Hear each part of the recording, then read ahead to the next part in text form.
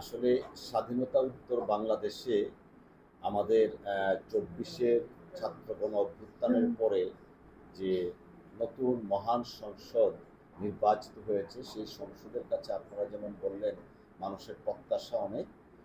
আমরাও সেটা বিবেচনা করি। এই জাতীয় সংসদ বাংলাদেশের আশা আকাঙ্ক্ষার প্রতীক।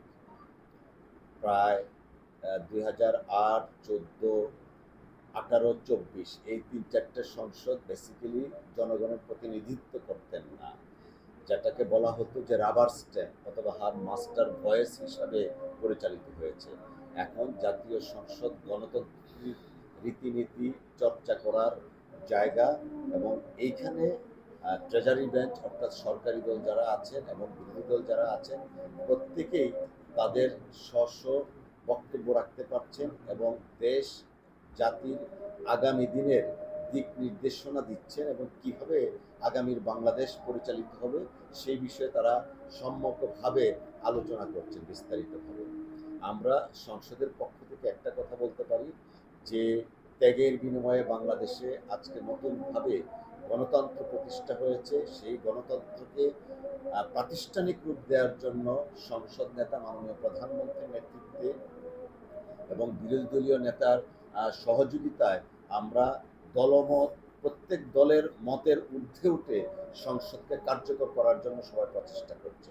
আর সেই সাথে এই জনগণ যেন সকল আশা আকাঙ্ক্ষার প্রতীক হিসাবে সংসদ প্রতিষ্ঠিত হয় সেইভাবে আমরা পরিচালিত করছি। এখানে একটা কথা মনে রাখা দরকার, আমাদের বাংলাদেশের ৩টা অঙ্গ আছে। একটা মহান সংসদ হুইচ ইজ লেজিসলেচার, আরেকটা জুডিশিয়ারি হচ্ছে কোর্ট, আরেকটা হচ্ছে এক্সিকিউটিভ। তো এই লেজিসলেচার থেকে আমরা আইন প্রণয়ন করি এবং এই আইনটার মাফিক চলাচল করে হলো এক্সিকিউটিভ। তো আমরা এই ৩টা অঙ্গের মধ্যে সমন্বয় সাধন করে নতুন বাংলাদেশ, আগামীর বাংলাদেশ আমরা গড়ে তুলতে চাই। যে বাংলাদেশের জন্য আমাদের পূর্বপুরুষরা আত্মহুতি দিয়েছে, রক্ত দিয়েছে, যে বাংলাদেশের জন্য আমাদের ছাত্র যুবকরা ২৪-এর গণ অভ্যুত্থানে রক্ত দিয়েছে, যে বাংলাদেশের জন্য অনেক মানুষ গুম হয়েছিল, নিহত হয়েছিল, ক্রস ফায়ারে গিয়েছিল, সেই নতুন বাংলাদেশ যেন আমরা গড়ে তুলতে পারি, সেই জন্য আমি সকলের সহযোগিতা কামনা করছি আমরা সংসদের পক্ষ থেকে। এবং আমরা যেন একটু ধৈর্যের পরিচয় দিই। বাংলাদেশে যে নতুন গণতন্ত্র প্রতিষ্ঠা হয়েছে, সেই গণতন্ত্র হাঁটি হাঁটি পা পা করে চলছে।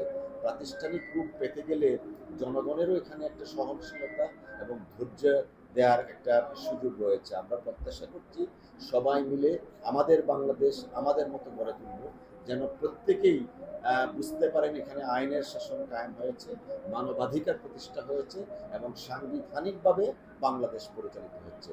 আপনাদের সকলকে ধন্যবাদ।